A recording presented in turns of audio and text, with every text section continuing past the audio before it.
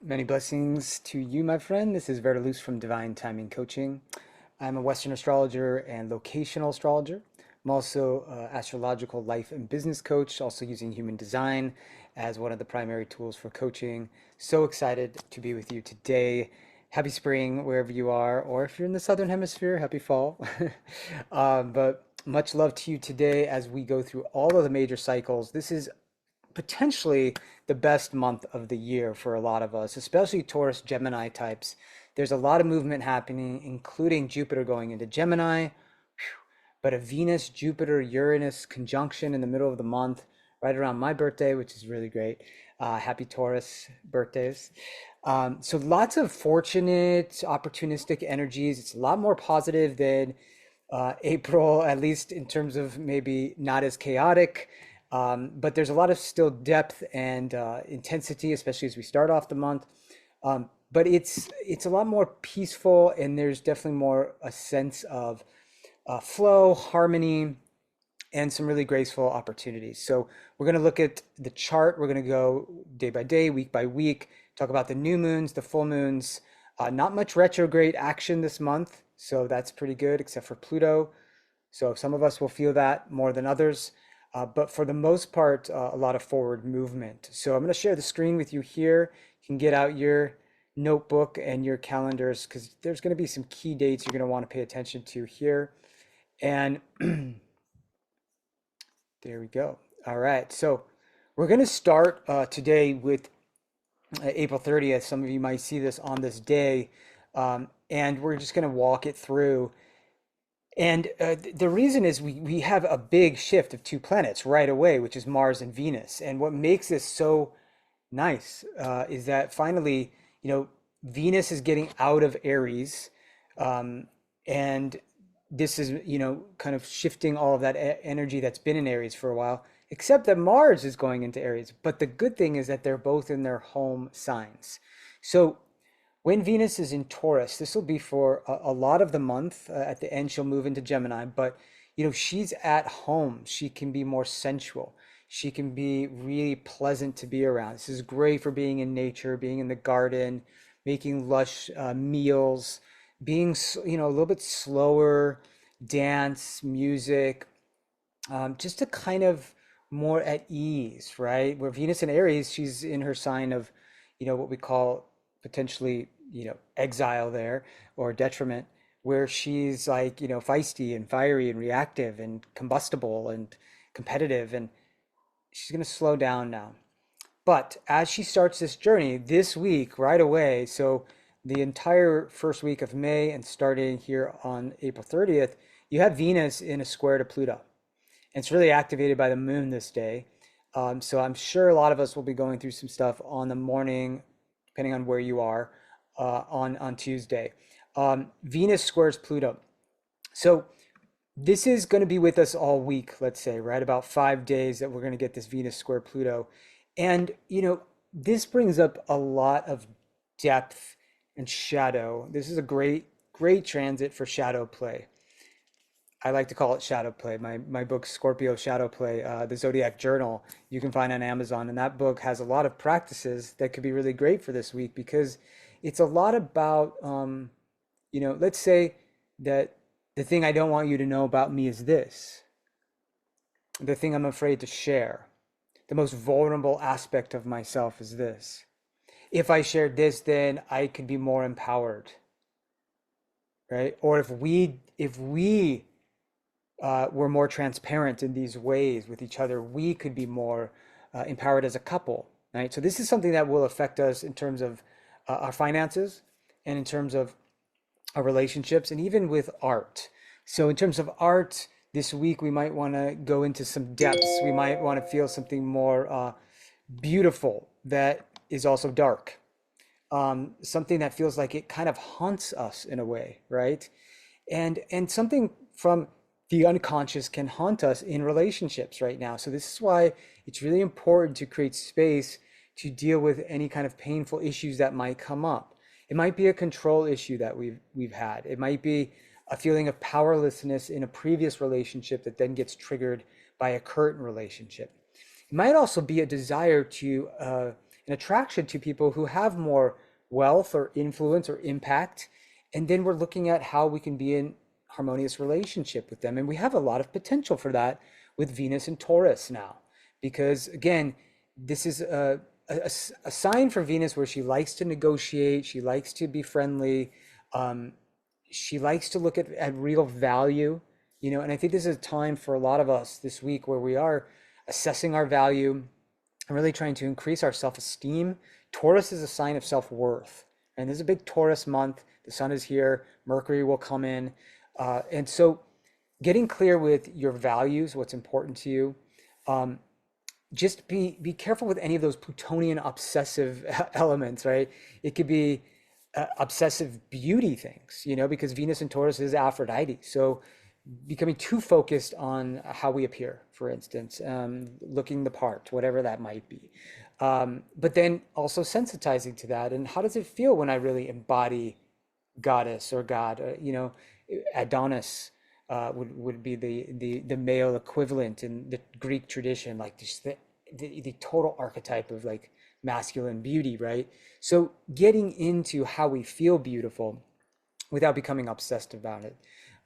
Sometimes jealousy can arise, sometimes possessiveness. And then we want to look at where is that rising from? And this is the Pluto question. Let's source this out. Let's go to the core of this, not focus on the outer symptoms, but really the the deeper motivation of where this energy or this feeling is coming from. So any compulsions or obsessions, let's get into the shadows of them and let's play with it, right? You might do a little shadow dance with a partner, right? Where you dance out the animal spirit of your shadow. Like that'd be fun, right? And dance is generally a great energy to be in this month with Mars going into Aries, Venus in Taurus, um, and just Taurus is the sign of sensuality and the dancer. Good sign to do a lot of also like yin yoga and slower practices. But then you got Mars, and Mars is shifting too. Now Mars is going home, and this is really great because Mars is been in Pisces for almost 2 months. Is just in with Neptune, and if you've been feeling the last few days or sort of the last days of April kind of confused, disoriented, uncertain about where you're going, that would be Mars in Pisces conjunct Neptune, kind of a double Neptune, double Pisces theme. The warrior is in this very watery, can be very mystical, can be very dreamy, great for kind of going in the direction of poetry and the arts, qigong and some inner work, right? But also like subtle irritations with Mars, Neptune, and inability to communicate around that very well. Uh, so that's been in the field, and we're going to talk about how Mercury Chiron has also continued to express the wound. So some of that has been percolating, and making us more sensitive. When Mars goes into Aries, which we're going to feel a big shift this week, now we got a lot more energy. We got a lot more motivation. We're going to get driven. Again, really good sign to be physical.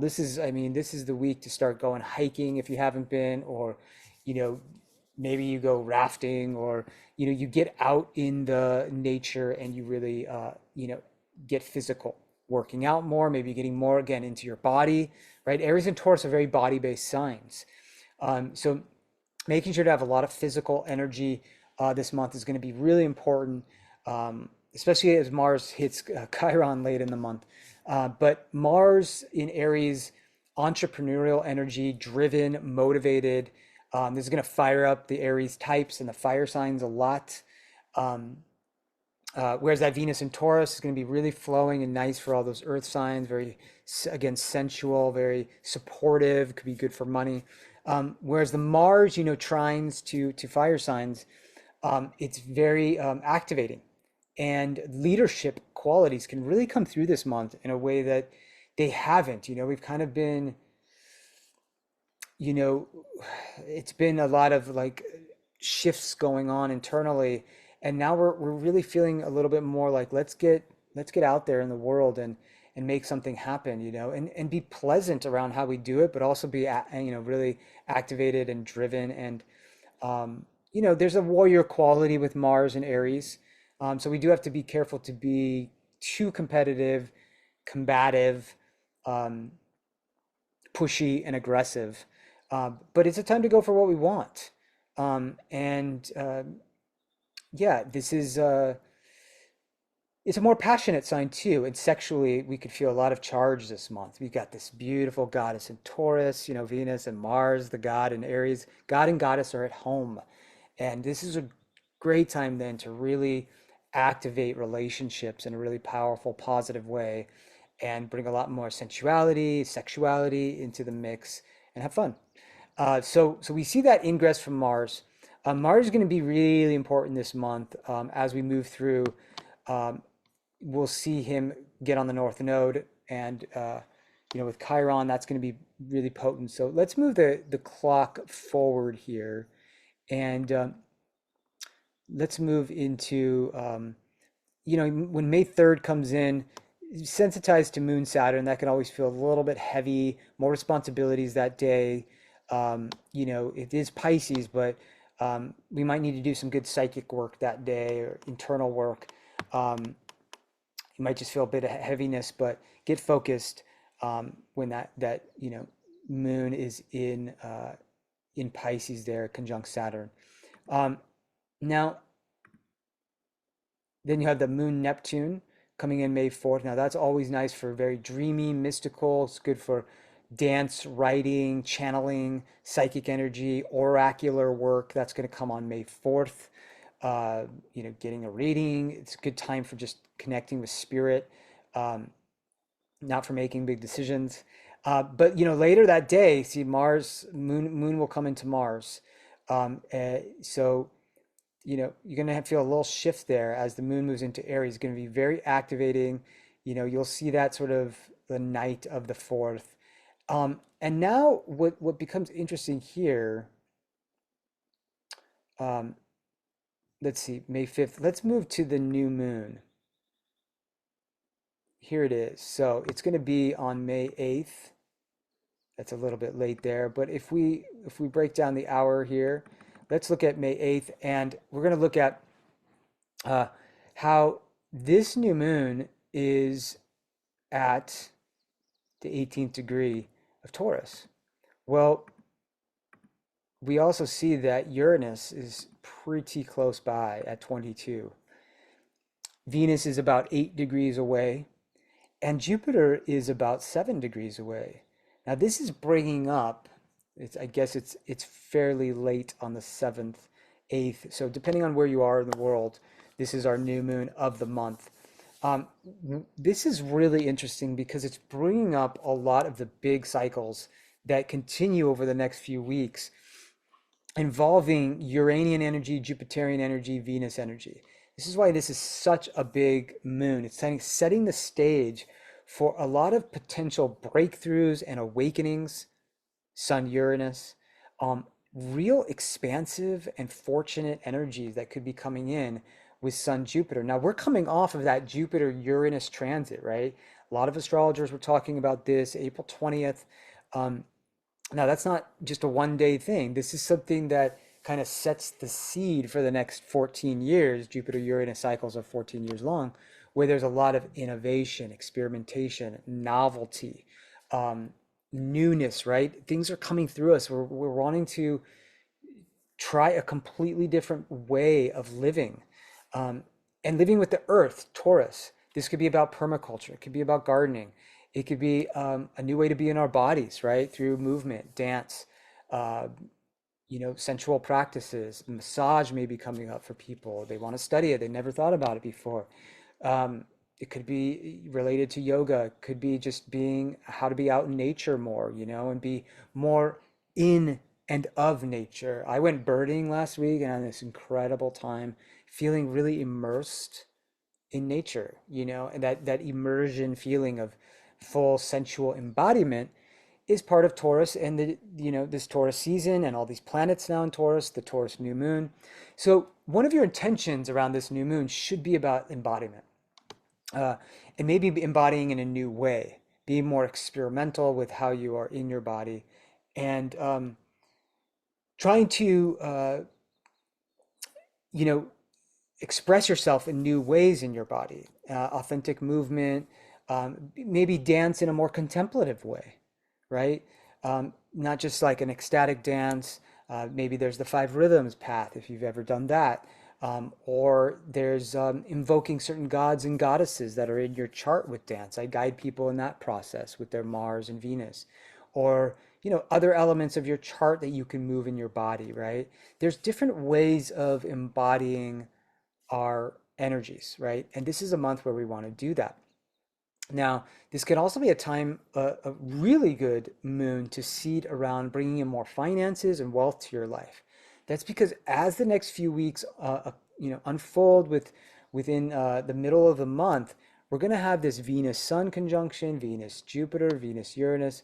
There's going to be a lot of energy moving around finances with this, and this is really setting the stage. So, what do I want to see? Let's say it's 6 months from now when the full moon is in this sign.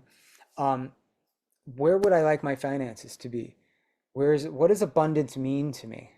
Do I need to possibly diversify investments or my assets, right? If you're looking at kind of a portfolio of what you have in terms of your assets, um, is it diversified enough? That diversification might be coming from the Uranian spirit. Let's break this up. Let's try something different. Maybe I don't have any crypto, or maybe I don't have any tech stocks right now, and I really should get into that because that seems to be the growth sector, right? Um, so think about how you can diversify your assets. I mean, Taurus is a sign of real estate. Maybe this is something about real estate for you. Could be that you're maybe buying real estate with a group of people, right? That's becoming more popular as well. Buying land, building on the land, building tiny homes, becoming more sustainable, solar panels, renewable energies.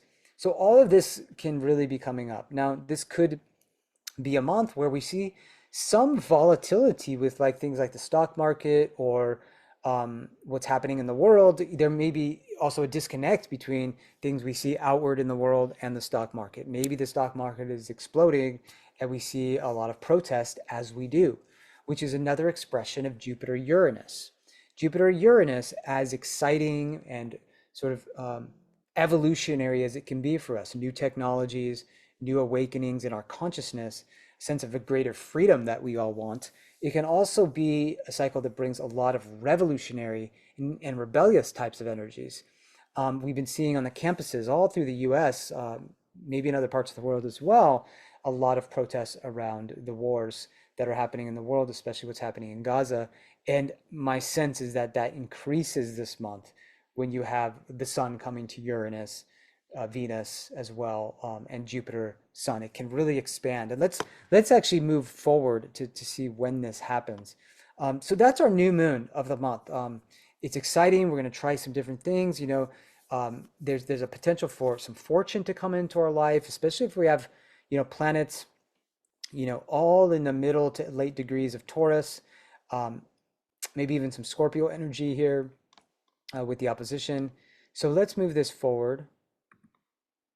And the next big thing that's really important, okay, is if you're going to see what that Mercury is with Chiron here on the 7th as well. So let's go back. But let's just say because Mercury's moving a bit more slow. Oh, sorry, this is the days. So Mercury is right here. Let's just say, yeah, he's pretty close with Chiron because he's moving so slow. And this is why a lot of us, for really the whole month of April into a lot of May, first couple weeks here, Mercury is really close to Chiron, which connects us again to the deeper wound that is active in all of us. We have a story of victimization, of struggle, of separation, but there's a sacredness to that. There's a gift in the wound, and this long transit, with Mercury retrograde and direct, um, of Mercury and Chiron is saying that we all have to process a wounded element within us. We have to think about it. We have to mentally wrap ourselves into that world. And we need to get support around that. Now, this could be calling in mentorship, calling in guidance, um, especially around being authentically yourself. Aries, Chiron, Aries, Mercury, taking risks in your life, maybe this is something about the entrepreneurial aspect of yourself. It's really up for all of us with the North Node in Aries. We don't want to follow a lot of rules with that North Node. We want to find our own path. We want to be more sovereign. So it's really important to continue to do the healing work this month, to ask for the support, to give the support. This is a great time to give your message, to learn what that is, to learn how to market it, to create services and packages of services. That's what I teach people. I'm going to be offering classes this month about creating premium packages that really give a lot of your gifts to your audiences, whoever they may be. We all are masters. We can't master everything or be experts in everything, but if we could really, at this Mercury Chiron energy, look at where we have, we've hurt, but we've also gained wisdom. We've gained coaching ability, mentorship ability. That's Mercury Chiron. And assessing our values and creating confidence around that. That's that Taurus energy coming in. So this is also when Mercury is reactivating the eclipse point.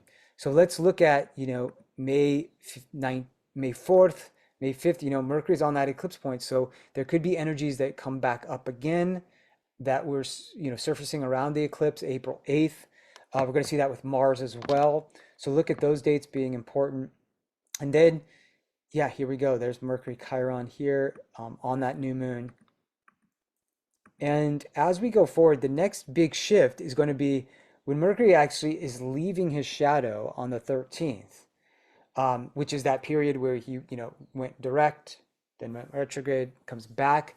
So it's like all of the last couple of months, it's like it feels finally like we're moving forward, and mid-May is a really activating time here, and you're going to see why in a moment. Let's just move it forward to see what starts to happen here, right? The sun hits the conjunction with Uranus around May 12th, 13th. You got about 6-7 days of that transit. But this is getting potent right in here, 13, 14, because now the sun is going to hit the midpoint between Jupiter Uranus. And to me, if something didn't happen for you on the Jupiter Uranus conjunction or around that date, it may be happening right around here, the 14th, 15th, 16th, because the sun is activating both Uranus and Jupiter. Now, and this is also a big shift for Mercury. This is when Mercury goes into Taurus on the 15th. And as he does that, he's going to begin his square with Pluto, who has just gone retrograde, actually. Now, so this is important because whenever we have planets going into Taurus, Leo, Scorpio, or Aquarius, we're activating that Pluto energy at the first degrees, right? So first degrees, fixed signs, there's always going to be a tension, some conflict, maybe a sense of what's stable and supportive in the long term, what has depth, this is what fixed signs are about. And so, is there something structural that gets challenged potentially with that? Yes. With Mercury Pluto specifically, um, remember what we said with Venus Pluto. There's obsession or there's control or there's shadow work. Well, the same thing happens with Mercury, but it's where the mind goes. Now the mind wants to go into the source of an issue, wants to go behind the scenes. So this could be deep healing conversations. This could be really to cut the crap and get right to what is essential. It's very good transit for psychotherapy and doing, deep work. I love things like IFS, internal family systems. I use astrology in that way, looking at like the different planets as parts of ourselves. Look at past life regression being a great way this week of May 14, 15, 16.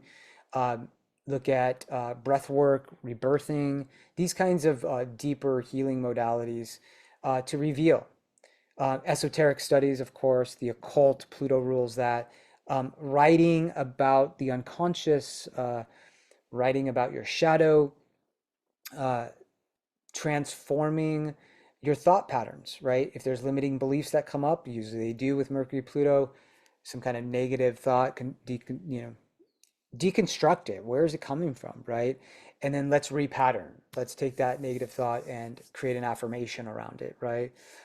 Mercury in Taurus is going to move our minds more slowly. and methodically. It's a good time, again, for musicians, for dancers, for artists to really slow down and appreciate.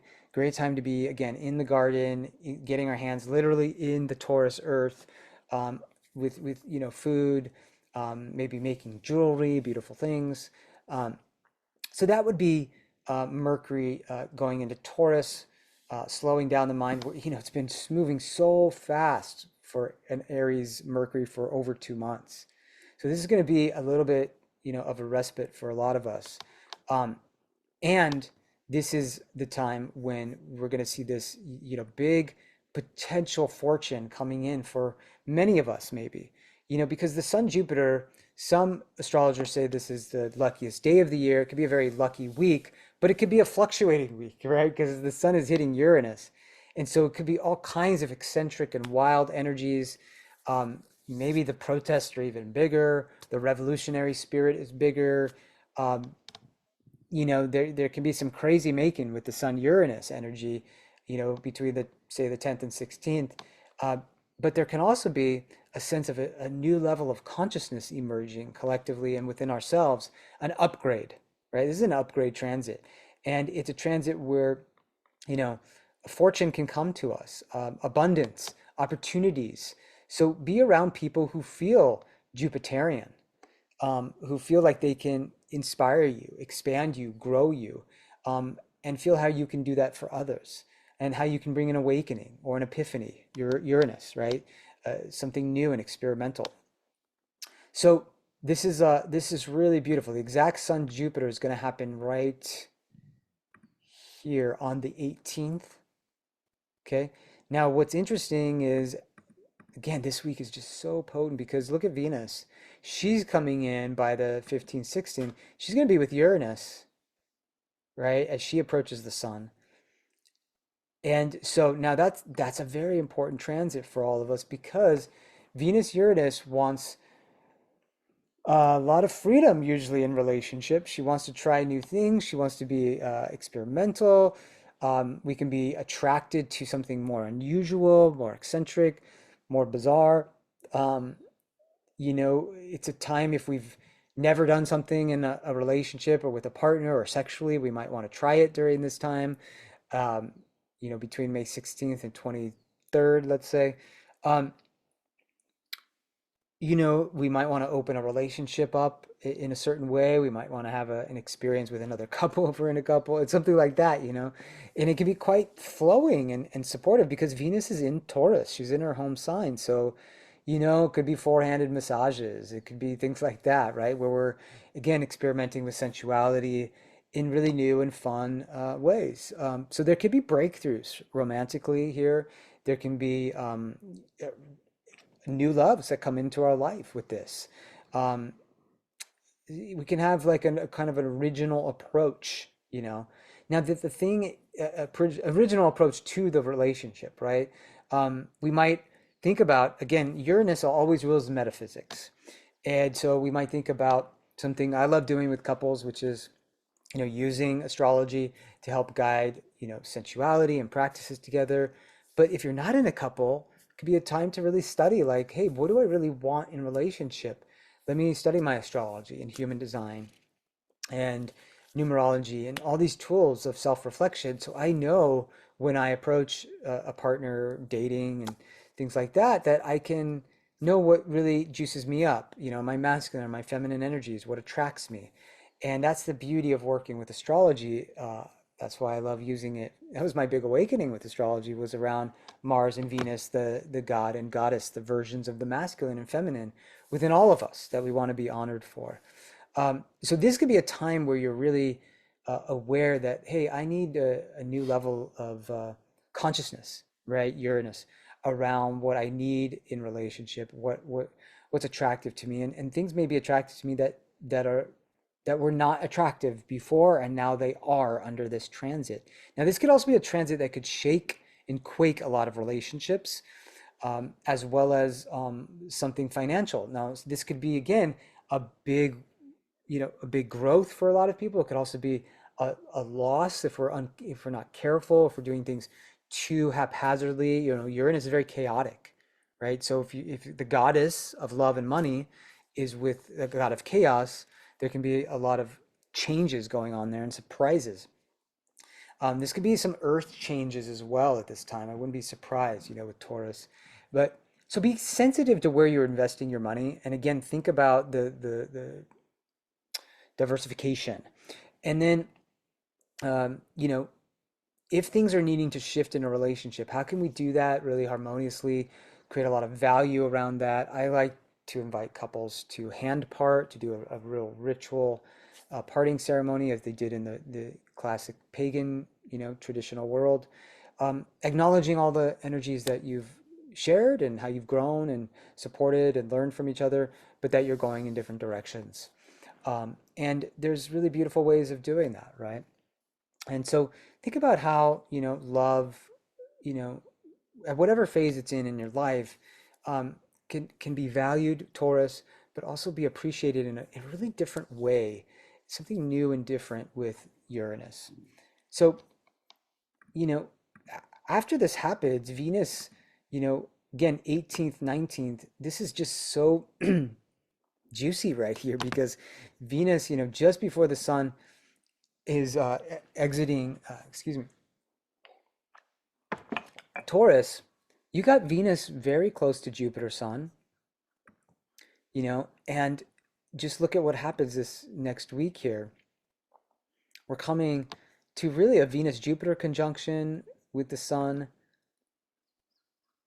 And this is the two benefics coming together, and it can feel very lush, very indulgent in Taurus. So be careful to not eat too much or spend too much. Um, Again, that's going to be really strong around, 21st, 22nd. Um, and yeah, so watch that energy, but it's going to be very sensual, great for, going out, being social, going to festivals, having great meals, but just could be over the top a bit, right? And that'll be, between say the 18th and the 24th. Um, Now, if we go back, we have to note this really important transit right here. And this is going to be on the 18th, right? We were talking about this day, something may be happening because Mars is on the North Node that day. And this is a day that the moon um, sort of, you know, if we kind of, let's go forward here. So it's really going to be more on the 19th. Um, Again, this all depends on where you are in the world, but this is in Utah around 2:30 p.m. Look at the moon opposite Mars and with the nodes. This can be very feisty, very frictional, very tense, very combative. Um, be very sensitive to this transit, and if you're traveling, this could bring up some tension between people.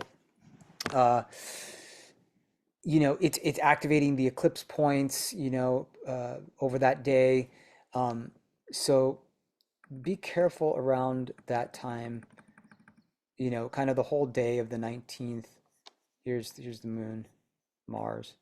Um, so Mars on the North Node, though, Mars is in his home sign. The North Node is ruled by Mars.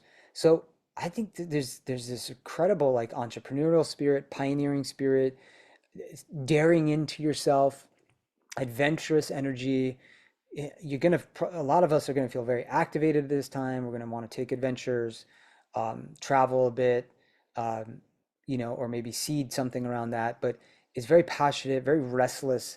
So be sensitive to that. You might not feel like you can slow down very well with that. And then, think about what's happening here and not kind of going crazy overspending or you know anything kind of uh, erupting too big, right, with that. But taking healthy risks can be good at this time. Now, when you're going forward, you're going to see that Mars starts to approach Chiron, and that's going to be really activated in the last days of the month. But I want to sensitize you to this coming in because you're going to feel it, by definitely 23rd, the whole last week of the month.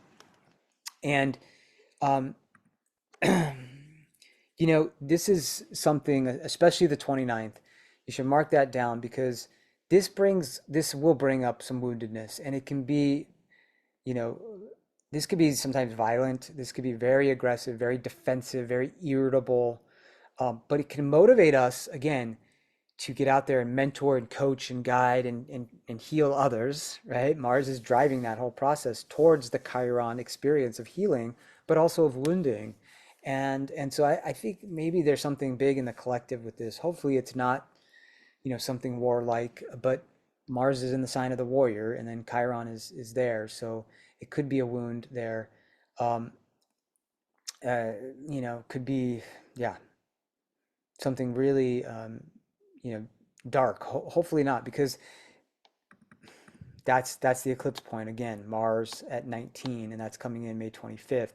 So this could be something collective going on that could be quite wounding. Now, just know that be careful with your own friction, tension, stress levels at this time, trying to do too much, right? And this is also when Venus will move into Gemini. That's going to be on the 23rd, 22nd, 23rd. Yeah, 23rd. She's still with Jupiter there, and she's coming to meet the sun pretty soon, or she's getting close. But what's nice is Venus will trine Pluto here, and and that can, we talked about Venus Pluto before as more tension, being a little controlling or obsessive or jealous. Here it's kind of like, well, I want to find new connections, Gemini. Gemini's the butterfly energy. Again, if we've opened our relationships up or we tried some new things, we've gone on more dates. Gemini Venus loves that, loves diversity, curiosity, adaptability in relationship, learning about relationships. It's a great time to, again, study about how you are in relationship and partnership, professional and personal, and again, attracted towards, doing the deeper work, understanding the esoteric layers of what your attractions are. Um, yeah, this could be really great. I think too, like, this is deepening relationships. It's attraction to people who have more influence or power, and it's flowing, it's supportive. I also think that, just want to say that, when now Mercury's not going to touch Uranus this month. Well, he gets there right at the end of the month, right? But even before that, when the sun is with Uranus, think about some things going on this month with technology. There's some big breakthroughs going on. Maybe the tech stocks are going nuts. I mean, there's some kind of news. But this last days of the month, there can be some mental breakthroughs, but typically Mercury Uranus is very nervous and anxious mentally, right? That we're thinking about too many things at once. We're trying to do too much. Um, and so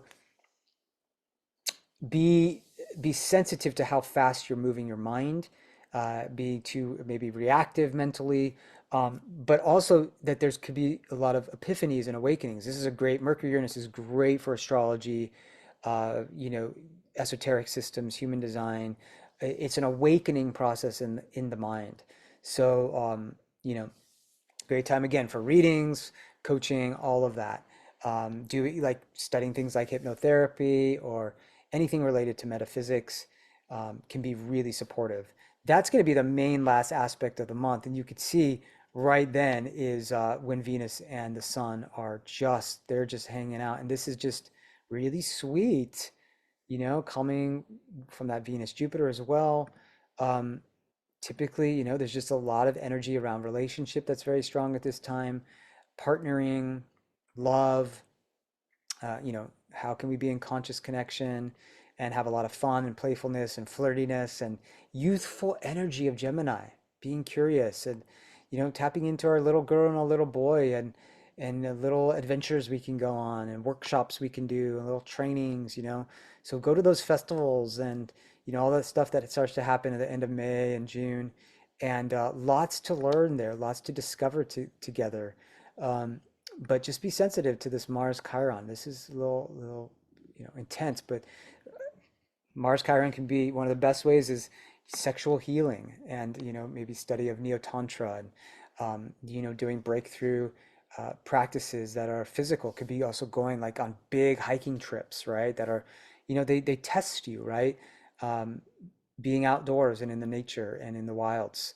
So big energies this month. A lot of expanse and growth for Taurus and Gemini.